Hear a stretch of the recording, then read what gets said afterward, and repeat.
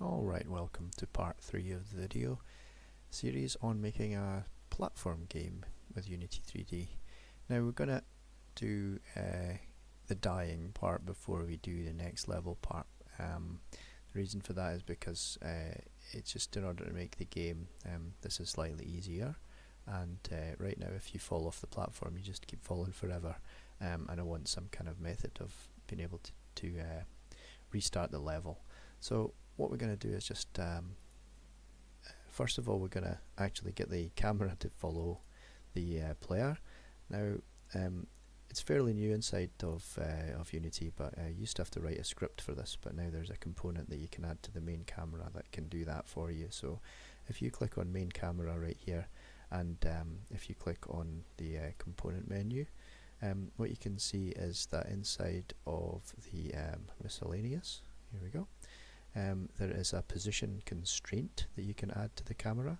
So I had the camera selected and I'm just going to click on position constraint. This is a brand new component which is actually really handy. What you do is we've got the camera set up where we want it over here, and what I'm going to do is I'm just going to see the sources here. I'm going to click on the plus and choose the transform that I want. So I want to follow the player, so I'm going to drag that onto the player slot. What that gives me now is the chance to activate this, and when I activate it, it's going to activate the constraint at the current offset from the source. So if you click activate, you'll see that the little is active comes on. We leave the weight at 1, otherwise it'll do some weird stuff, but this will make it so that we're able to just move as the camera moves, rather than have to write any script. So if you test this right now, you'll see that the camera will just move as the player moves, just as if we had written a script to do that for us. Pretty simple. We're going to move on to the actual dying part right now. So what I want you to do is we're going to make a game object as a little tester. So we're going to create a cube and I'm just going to stick this cube down at the end here. I'm going to use vertex snap just to snap it onto the end so that I know where it is. Now I could create a material for it, but I'm just going to leave it as it is, move it along a little bit. I want to be able to hit this and die and restart where I started. So there's a couple of stages to that one. So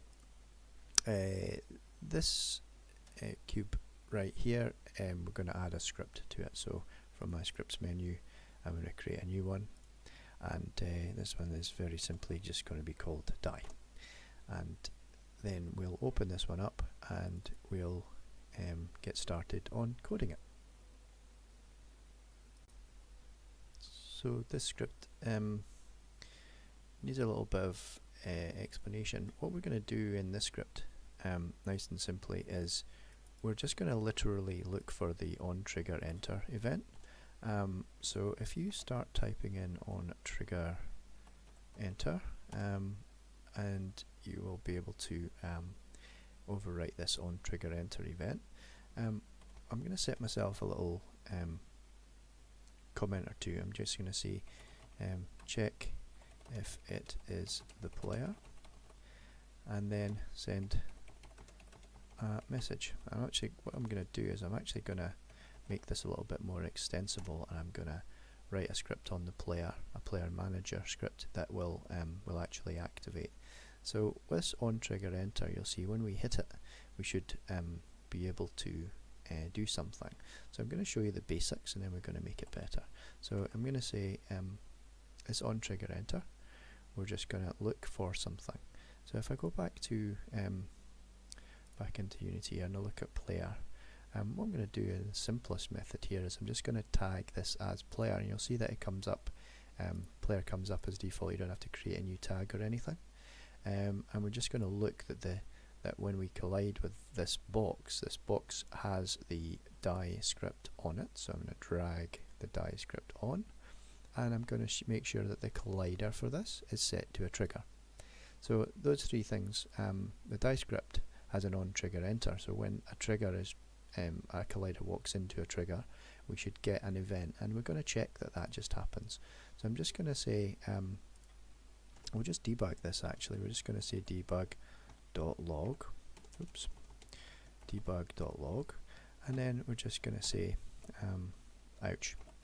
So that just shows us that the event has happened.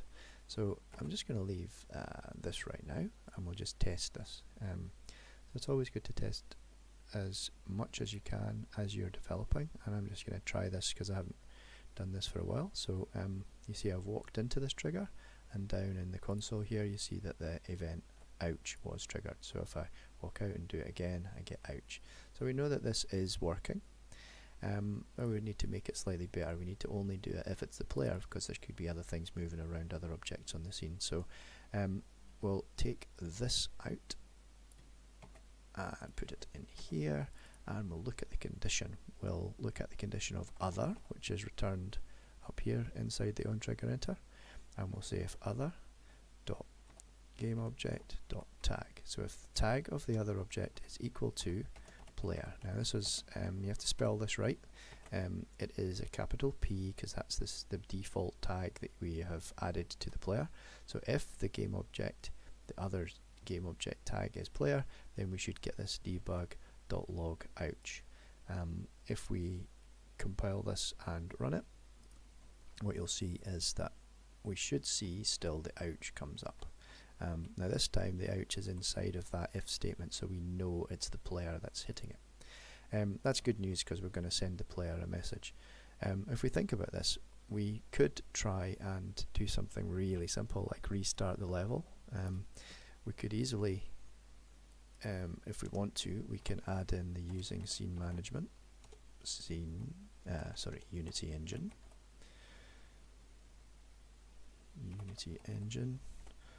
Scene management, and then we can access the scene manager right here. We could say scene manager load scene, and then we could just load the current scene that we've got, and we can find the current scene that we've got by scene manager current active scene. Is it active scene? Get active scene. Yep. And we need the build index of that active scene. So this will basically, in a long roundabout way, say load the current scene. If we compile and run this one, we'll get exactly what we'd expect. It's not particularly efficient, however, and it's not the best way of doing things. So if you do that, you just basically load the scene. So it's functional right now. It will work, and you could keep going with that. But I'd like to make that slightly better. And what we're going to do is we're going to make a player manager script that's going to manage the spawning and dying of the player, in case we want to make this a little bit more extensible. So back to our scripts, I'm going to click on create another C# script, and I'm going to call this player manager, and quickly open up the player manager script. And what we're going to need is we're going to need the spawn point. So I'm going to make a vector3. I'm going to say spawn, and then inside the start we're going to just start when the game first starts. We're going to say spawn is equal to the current player's spawn, because we're going to have attach this to the player. So that's pretty simple. What we need is right now we'll not bother with the update, but what we need is to be able to have a function that we can call that will respawn. So I'm going to make a public function. I'm going to have a void return type, and I'm just going to call it respawn, and leave that blank.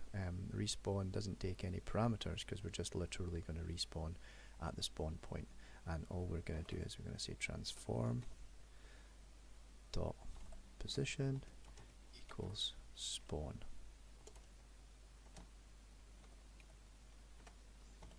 And that is it. Now we're going to have this function called by the die script, because there's going to be lots of die scripts around, but there's only going to be one of these.